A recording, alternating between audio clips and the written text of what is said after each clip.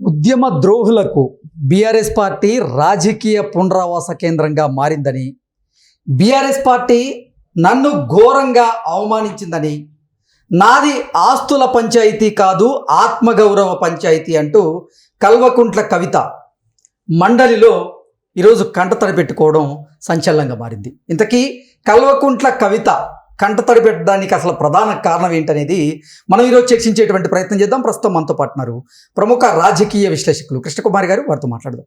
Madam నమస్తే. Madam నమస్తే. మండలిలో ఈరోజు కల్వకుంట్ల కవిత కంటతడి పెట్టారు. బీఆర్ఎస్ నన్ను ఘోరంగా అవమానించిందని, అలాగే నాది ఆస్తుల పంచాయతీ కాదు ఆత్మగౌరవ పంచాయతీ అంటూ కవిత కంటతడి పెడుతూ భావోద్వేగానికి లోనయ్యారు. ఏంటి మేడం అసలు కవిత కంటతడి పెట్టడానికి ప్రధాన కారణం ఏంటి అంటే ఏం చెప్తారు?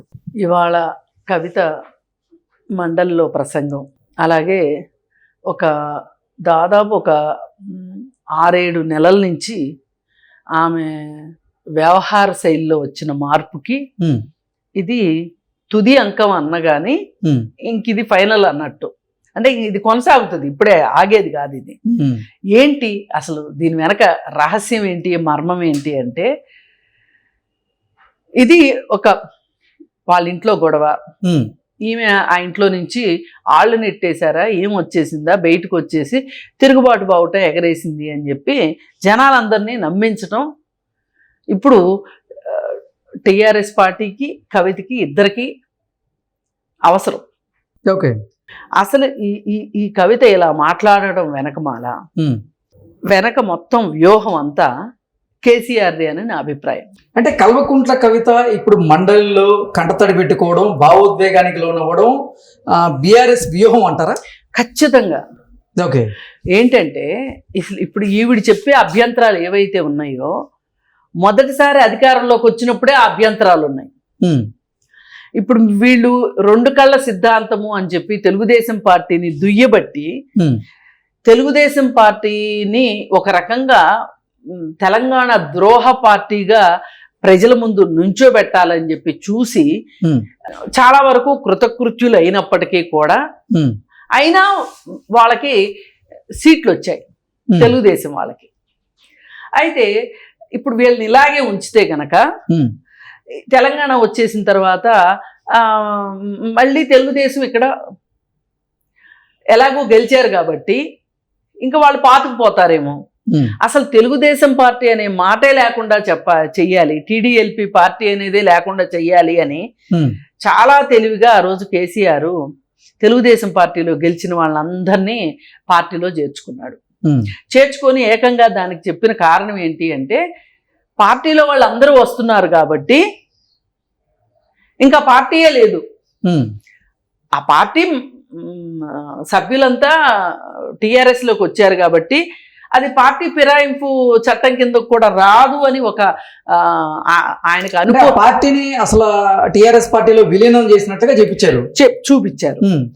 ఆ రోజు అప్పటి వరకు నువ్వు ఎలక్షన్స్లో వాళ్ళని ఏమని మీరు తెలుగుదేశం తరఫున పోటీ చేసిన వాళ్ళందరినీ మీరు ఏమి చూపించారు, వేలు చూపించారు. చంద్రబాబు నాయుడుది 2 కళ్ళ సిద్ధాంతము, వీళ్ళు తెలంగాణ ద్రోహులు, ఆంధ్ర వాళ్ళని ఆంధ్ర పెట్టుబడిదారులు అనే ఒక మాట ముసుగేసి ఆంధ్ర వాళ్ళని తెలుగుదేశం పార్టీని ఏ విధంగా వీళ్ళు ఒక రకంగా మెలిపెట్టినట్టు చేశారో మనం అంతా చూసాం. ఇంత చేసిన తర్వాత ఆ తెలుగుదేశం వాళ్ళని మరి మీ పార్టీలో ఎందుకు చేర్చుకున్నారు? చేర్చుకోకూడదు కదా. అసలు ఆ రోజు ఉద్యమ ద్రోహులు అంటే ఎవరు మీ దృష్టిలో? వీళ్లే కదా. మరి ఆ రోజు కవిత గొంతెత్తి ఉన్నట్లయితే ఉద్యమ ద్రోహుల్ని మన పార్టీలో చేర్చుకోవడం ఏంటి? పార్టీలో చేర్చుకోవటమే కాదు, బంగారు తెలంగాణ బ్యాచ్ అని ఒక పేరు పెట్టి, బీటీ బ్యాచ్ అని పేరు పెట్టి వాళ్ళకి మంత్రి పదవులు, అందు నుంచి వచ్చిన వాళ్ళకి మంత్రి పదవులు ఇచ్చారు. తుమ్మల నాగేశ్వరరావు కావచ్చు, తలసాని శ్రీనివాస్ యాదవ్ కావచ్చు, వాళ్ళని తీసుకొచ్చి వాళ్ళతోటి ఒక ట్రైనింగ్ ఇచ్చి వాళ్ళకి కూర్చోబెట్టి మామూలుగా కొత్త ఐఏఎస్లకి, ఐపీఎస్లకి, మంత్రులకి మన చెన్నారెడ్డి మానవ వనరుల కేంద్రంలో ఎలా అయితే ట్రైనింగ్ ఇస్తారో అట్లా టీఆర్ఎస్ ఆఫీస్లో అలా కూర్చోబెట్టి మీకు మంత్రి పదవి కావాలా, ఏదో లడ్డు కావాలా నాయన అన్నట్లు చెప్పి వాళ్ళకి ట్రైనింగ్ ఇచ్చి వాళ్ళ చేత తెలుగుదేశం పార్టీని మొక్క తిట్లు తిట్టించింది ఎవరు? మీ నాన్న కాదు? లేకపోతే వాళ్ళకి ఏం పని, వాళ్ళు ఎందుకు తిడతారు? వాళ్ళ పార్టీ వాళ్ళతోటే, వాళ్ళ పార్టీ వాళ్ళనే తిట్టించి తలసాని శ్రీనివాస్ యాదవ్ మాట్లాడిన మాటలకి ఒకప్పుడు కేసీఆర్ని మాట్లాడిన మాటలేంటి, ఆ తర్వాత ఆ పార్టీలో చేరి చంద్రబాబు నాయుడిని మాట్లాడిన మాటలేంటి? ఆ పార్టీ వాళ్ళనే చేర్చుకొని ఆ పార్టీ వాళ్ళ చేతే ఆ పార్టీనే తిట్టించిన గనుడు మీ నాన్న. వాళ్ళు తెలంగాణ ద్రోహులని అనిపించలా. అసలు వాళ్ళకి మినిస్ట్రీలు ఎట్లా ఇచ్చారు? అప్పుడు దాకా వాళ్ళు ఎవరైతే ఉన్నారో పార్టీ కోసం జెండా మూసి దెబ్బలు తిని అమరులయ్యారు కొంతమంది ఉద్యమం కోసం, తెలంగాణ కోసం. ఇంకా ఉన్నవాళ్ళు వాళ్ళల్లో ఎమ్మెల్యేలు, మీకు ఎమ్మెల్యేలాగా అనిపించలేదా? వాళ్ళకి మంత్రి పదవులు ఇవ్వాలనిపించలేదా? వీళ్ళందరికీ ఎందుకు ఇచ్చారు? ఆ రోజు మాట్లాడాలి. అలాగే ఆంధ్ర కాంట్రాక్టర్లకి మీరు కాంట్రాక్టులన్నీ కట్టబెట్టి ఓ పక్క నుంచి తెలంగాణ సొమ్ముని దోపిడీ చేస్తుంటే ఆ రోజు ఎందుకు మాట్లాడలేదు? ఆ రోజు కనీసం మహిళా కమిషన్ చైర్పర్సన్ లేదు తెలంగాణకి, అలాగే మహిళా మంత్రి లేరు. ఆ రోజు మీ నాన్న మీ మంత్రివర్గంలో మహిళా మంత్రే లేరండి అంటే ఉన్నదంతా ఆళ్లే కానీ జోకులేసిన మీ నాన్న ఆడవాళ్ళని ఎంత వ్యతిరేకించాడు, ఎంత పితృస్వామ్య భావజాలం అయింది, పేట్రియార్కి ఎంత బుర్రలో ఉంటది. అది నీకు ఎన్నోసార్లు నేను ఇబ్బంది పెట్టింది. కాదని నీకు అర్థం కాలేదని మేమేం అనుకోము. అంటే అప్పుడు అంటే మెదపడినటువంటి కవిత ఈ రోజు ఇప్పుడు యజ్ఞాలు యాగాలు చేసేటప్పుడు ఎప్పుడన్నా కవితను గాని, కవిత భర్తను గాని, కవిత పిల్లల్ని గాని కూర్చోబెట్టుకున్నాడా?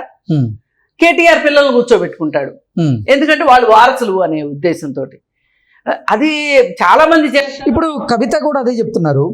బీఆర్ఎస్ పార్టీ నాకు ఏ బాధ్యతను అప్పచెప్పినా నేను ఆ బాధ్యతను దిగ్విజయంగా పూర్తి చేశాను, కానీ బీఆర్ఎస్ పార్టీ మాత్రం నన్ను ఘోరంగా అవమానించింది, నాది ఆస్తుల పంచాయతీ కాదు ఆత్మగౌరవ పంచాయతీ అంటూ కంటతడి పెట్టుకున్నారు. నేను అదే అంటున్నా, నీ దాకా వస్తే ఆత్మగౌరవ పంచాయతీ అయిందా?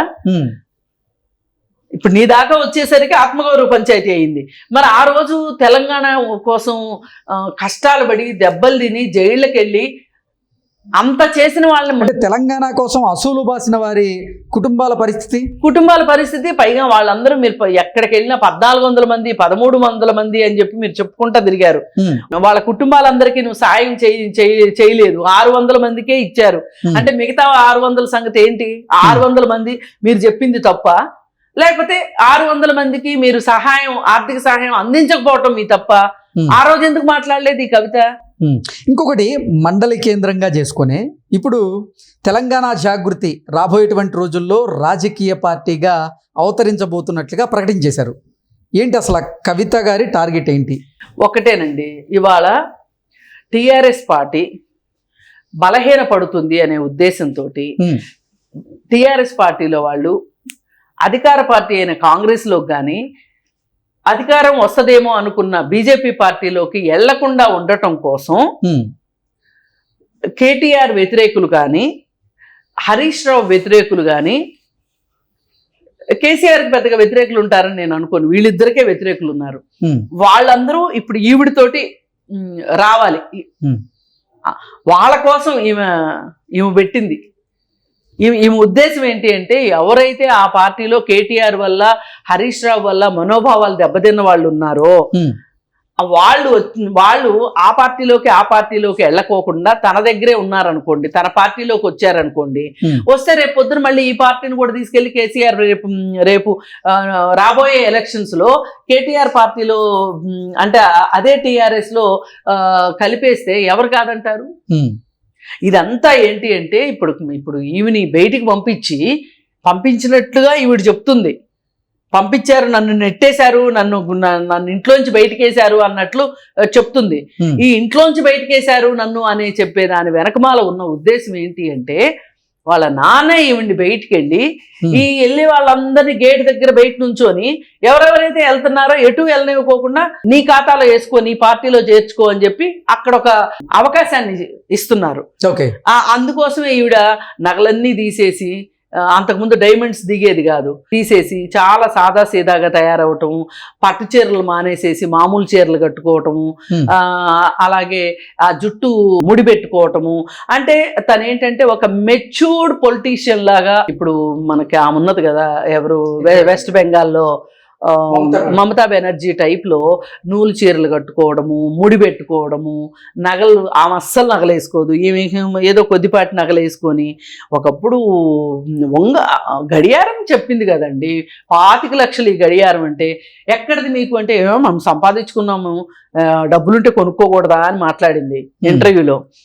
25 లక్షలు ఖరీదు చేసే గడియారం పెట్టుకోగలిగినంత సంపాదన నీకు ఎక్కడి నుంచి వచ్చింది? ఇవాళ ఈ భేద పలుకులు పలకడం వెనకమాల నీ ఉద్దేశం ఏంటి? ఇదంతా ఏంటి అంటే నాటకం, అంతకంటే వేరే ఏమీ లేదు. ఓకే, ఈమె ఇప్పుడు ఈ శాసన మండలిలో ఈవిడ బాధ, తప్త హృదయము, ఈమె కన్నీరు, ఇవన్నీ చూసి పైగా ఆవిడ ఒట్లు గట్లు వేయటము, ఇదంతా చూస్తే నిజమని నమ్ముతారు ఎవరైనా సరే. మేము లక్ష్మీ నరసింహస్వామి మా ఇలవేల్పు అని చెప్తుంది. అలాగే ఇలవేల్పు అంటే నీకు పుట్టింటి వెలవేల్ప, అత్తింటి ఇలవేల్ప? పుట్టింటి ఎలవేలుపు అయితే నీకు ఒక్కడానికే కాదు కదా, కేటీఆర్కి ఆయనే ఎలవేలుపు అవుతాడు కదా.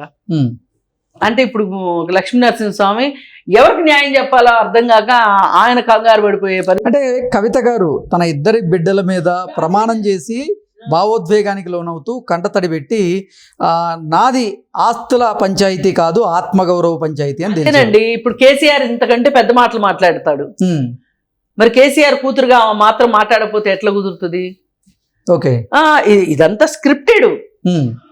ఇప్పుడు మన రియాలిటీ షోస్ లో జరిగేదంతా స్క్రిప్టెడ్ ప్రోగ్రామ్, ఇది కూడా ఒక స్క్రిప్ట్ ప్రకారం నడుస్తుంది. ఓకే, అంతకంటే వేరే ఏమీ లేదు. ఈమె నిజంగా వ్యతిరేకించున్నట్లయితే తెలంగాణ ద్రోహులు ఉన్నారు ఈ పార్టీలో అని ఆవిడ అనుకుంటే గనక, ఆ ద్రోహులు వచ్చిన రోజున ఈవిడ బయటకు వచ్చి పార్టీ పెట్టుకుని ఉండాల్సింది. కానీ ఆ రోజు చేయకోకుండా ఈ రోజు చేస్తుంది అంటేనే మనకి క్లియర్గా అర్థమయ్యేది ఏంటి అంటే, ఈ బయటికి వెళ్ళే జనాల్ని ఎక్కడికి వెళ్ళనివ్వకోకుండా నేనున్నాను, ఎంతైనా కేసీఆర్ కూతురు కదా, ఎంతైనా తెలంగాణ జాగృతి ఉంది కదా, పైగా అందరికీ తెలుసు ఈ దగ్గర డబ్బులు ఉన్నాయని, పార్టీని నడిపించగలదని కూడా తెలుసు, అవసరమైతే కేసీఆర్ ఇస్తాడని కూడా తెలుసు. అందుకని చెప్పి ఆ రోజు టీఆర్ఎస్ వాళ్ళని, తెలుగుదేశం వాళ్ళని, ఆ తర్వాత నెక్స్ట్ కాంగ్రెస్ వాళ్ళని చేర్చుకున్నారు. కాంగ్రెస్ వాళ్ళని చేర్చుకుని కూడా అందలం ఎక్కించారు. మరి అప్పుడు ఎందుకు అనిపించలేదు? నీకు ఇప్పుడు ఎందుకు అనిపిస్తుంది? అధికారం లేదు అని ఎవ్వరూ చేజారిపోకుండా ఉండటం కోసం ఇప్పుడు ఒక జల్లెడేసి జల్లెల్లో కింద జారే వాళ్ళందరినీ ఈవిడ పట్టుకుంటుంది అనమాట. అది ఇంతకంటే వ్యూహం ఏమీ లేదు. ఇట్లాంటి కన్నీళ్లు చాలా చాలా చూశారు.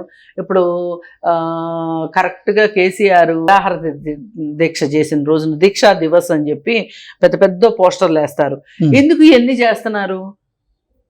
ఈ తెలంగాణ దేవుణ్ణి చేశారు, ఆయన్ని తెలంగాణకి బాపు అన్నారు, ఇవన్నీ అన్నారు. మరి ఇవన్నీ నిజంగా అంత తెలంగాణ బాపు అయితే గనక అనుకుందాం, తెలంగాణ ద్రోహంలో ఎందుకు చేర్చుకుంటాడండి పార్టీలు? ఎగ్జాక్ట్లీ, నేను తెలియదు ఆ సంగతి. అందుకని ఇదంతా ఆ ఇంటి నాటకం తప్పితే వేరే ఏమీ లేదు. Okay madam, thank you so much. Thank you.